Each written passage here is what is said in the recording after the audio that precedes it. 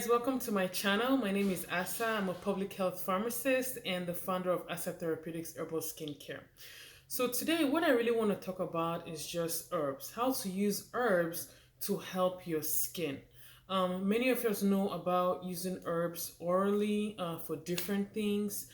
For example, we know about ginger. We know like if you're having nausea or if you just want to reduce inflammation, a lot of people use ginger. A lot of people know about garlic as well orally. Um, Golden seal is also another herb that people usually use instead of antibiotics sometimes.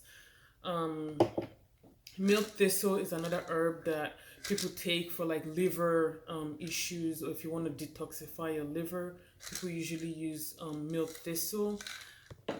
We all know about turmeric, very good anti-inflammatory herb here. So a lot of us, and one more astragalus, which is very good for your immune system. So there's so many different herbs, and I really started getting interested in herbs about 4 to 5 years ago. When I started taking them orally, and I was really amazed by what they did for me internally. And then that really just piqued my interest in learning about using them, for skincare. A lot of you already know I really suffered from severe acne for decades throughout my teenage years and into my 20s, until I started really, really just taking control of my skin and using natural herbs and just natural things to take care of my skin. I was on so many different medications. Different the retinoids, the antibiotics orally, just different things, so many different things for my skin. And I decided to stop all of that with my third baby because I didn't want to have to go through pregnancy. A lot of those medications you can't take during pregnancy, and so I didn't want to go through pregnancy with really bad skin. So that was what really propelled me to really start looking for natural ways to take care of my skin. So today what I really want to talk about are 10 herbs that I use for my skin. Especially I have inflammatory, acne is an inflammatory disease, right? So these herbs that I'm talking about, they're mainly anti-inflammatory and they really just calm the skin. Okay. Number one on my list, let me see here, is going to be calendula. Calendula, it smells really great. It's a flower. I don't know if you can see it here. That's really, really good for the skin. So I'm going to read a little bit of, what calendula is used for and why it's very important to use it for your skin. Okay. All right. So calendula, they also call it Calendula officinalis. Okay. It's very calming and anti-inflammatory.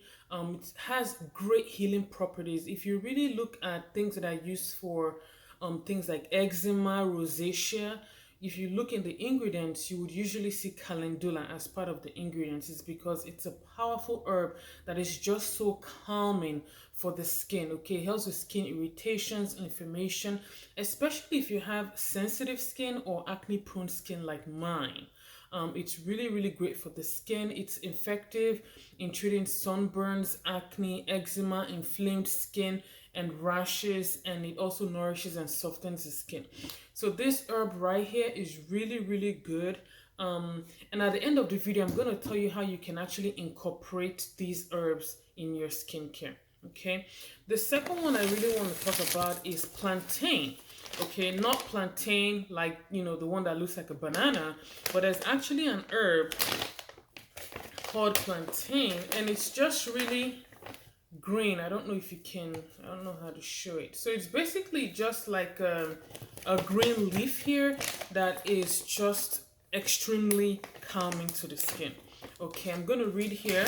Plantain is said to be packed with beta carotene, which is vitamin A, calcium, ascorbic acid, which is vitamin C, and it has both antibacterial and anti-inflammatory properties. It nourishes, soothes, and calms itchy, inflamed, irritated skin conditions, and it draws out impurities. Okay.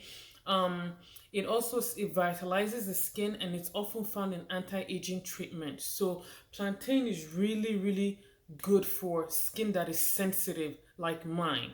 Okay, the next herb I'm going to talk about is marshmallows. I don't know where my marshmallows are, but marshmallow, it's also another plant. It's a mucilaginous plant, so it basically forms something that's gelatinous, like let's say glycerin, and it really just protects the skin. Okay, it's also antimicrobial, anti-inflammatory. It soothes the skin, helps with irritations, maintains moisture, and it also helps with just toning your skin and reducing blemishes.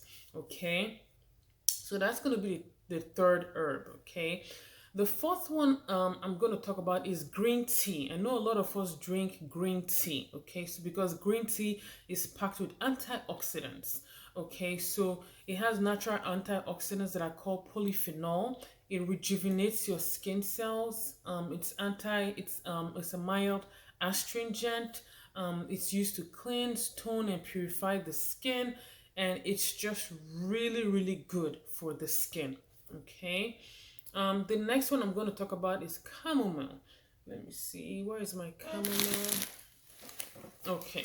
So chamomile flowers. I know I love drinking tea, especially herbal tea and green tea. I drink every single day.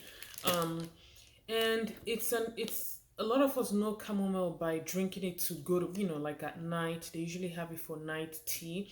Well, what it does is it's very calming and soothing. So the same thing it does internally, it also does externally. It really just calms the skin. So I'm going to read again. It's packed with antioxidants, it's anti-inflammatory, it soothes, calms troubled skin, and just a lot of goodness. Is really, and it smells really good.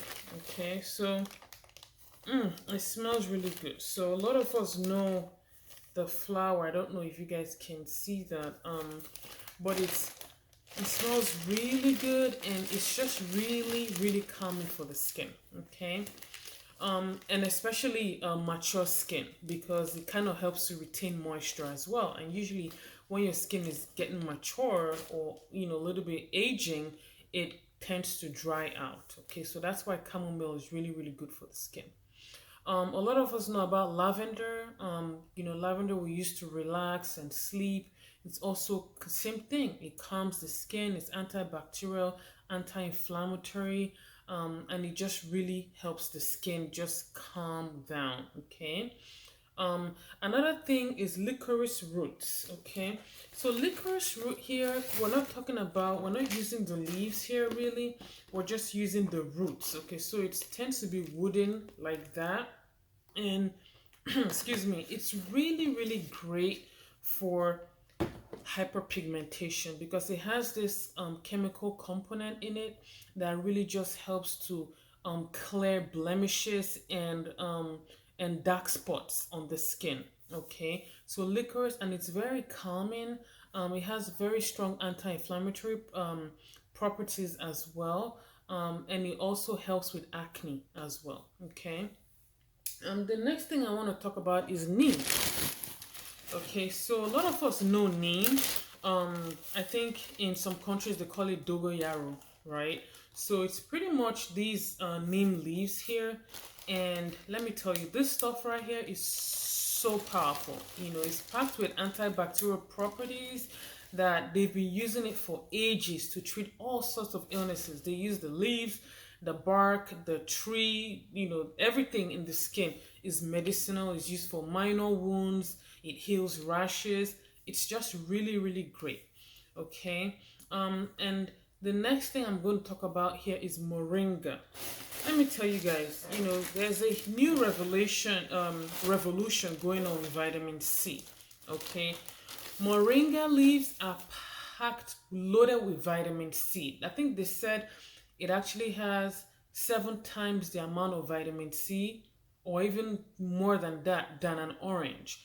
So it's really packed with vitamin C. It boosts your collagen production, reduces fine lines and wrinkles.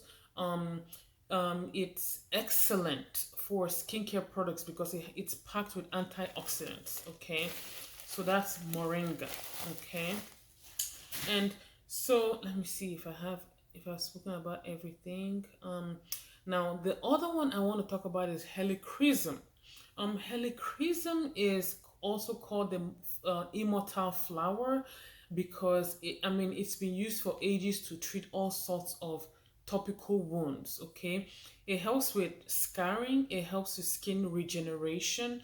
So let's say, for example, you have a scar from maybe surgery or even from acne. It speeds up the healing and it heals it faster and it clears it away. So it helps your skin regenerate and covers that up. Um, so it's great for acne prone skin because it helps your skin heal faster, and it's great for irritated skin as well. Okay, so those are my favorite herbs for skincare. Okay, and I cannot forget. I mean, there's so many more, um, but one I want to mention is turmeric because turmeric is awesome for skin. Not only is it anti-inflammatory, but internally and externally, because I take it daily. But it also does the same thing on the skin, and then it's great for hyperpigmentation. So if you're trying to fade spots naturally in any part of your body, on the back, your face, then turmeric is going to be your best friend because it's really good for the skin along with the licorice.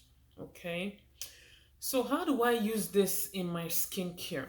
So there are different ways you can use this in skincare. One of the ways I use it is by making an oil infusion. So for example, right here, I have an oil infusion of neem. Okay, so what is an herbal oil infusion?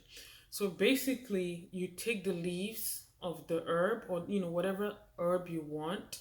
You cover it up with oil. I think for this one I used grapeseed oil because I'm going to use it on my face. And grapeseed oil is fast absorbing, so it doesn't leave an oily film on my face that's already oily. And so basically you leave it in there, you put it in a, you let the sun heat it, but you want to, I usually put mine in a paper bag because I don't want the sun to destroy any of the active, the phytonutrients in it, right? And so you leave it there for about 6 to 8 weeks, and then after that, all the properties, or at least most of the properties from the neem of the herb, whatever herb you choose, seeps into the oil. Okay, and then you sieve it out, and then you can use this as your facial oil, or you can use this as your body oil. Okay, so that's one way to use your herbs, to incorporate herbs in your skincare. Okay, and as you can see, the color really changes. This one here is moringa oil. I don't know if you guys can see this, but this is moringa oil. Okay, and this oil was grapeseed oil as well.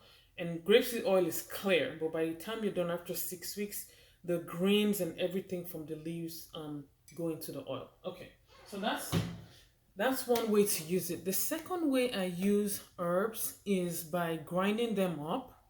Okay, so I grind them up.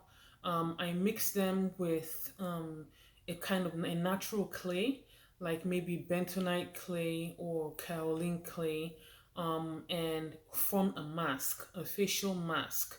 Okay, so after mixing everything up, when I'm ready to use my mask, I take like a tablespoon of the mixture, and I usually like using yogurt just because yogurt has that lactic acid that helps to exfoliate the skin. And I usually put honey because honey is great for the skin. It has antibacterial properties and soothing properties as well. And I also like to put some apple cider vinegar because it's just a natural toner and it's also antibacterial as well.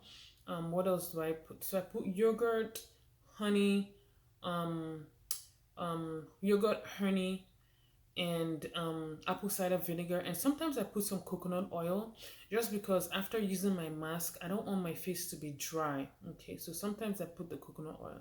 So mix everything up, put it on your face, and let it sit for about 15 minutes and wash it. I'm telling you, it works. Okay, so take it from me. Okay, I mean, I've been on every single, like till now, every now and then I just touch my skin because I'm like, is this really me? Because everyone that knows me knows that, I mean, throughout my college years, high school, I mean, I had severe acne.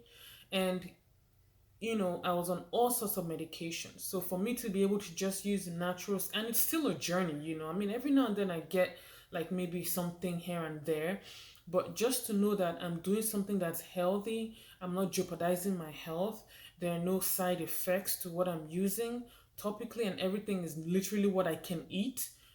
So I'm basically feeding my skin, and that's what I love about it, as opposed to taking all these medications that just have different side effects and may affect my health one way or the other.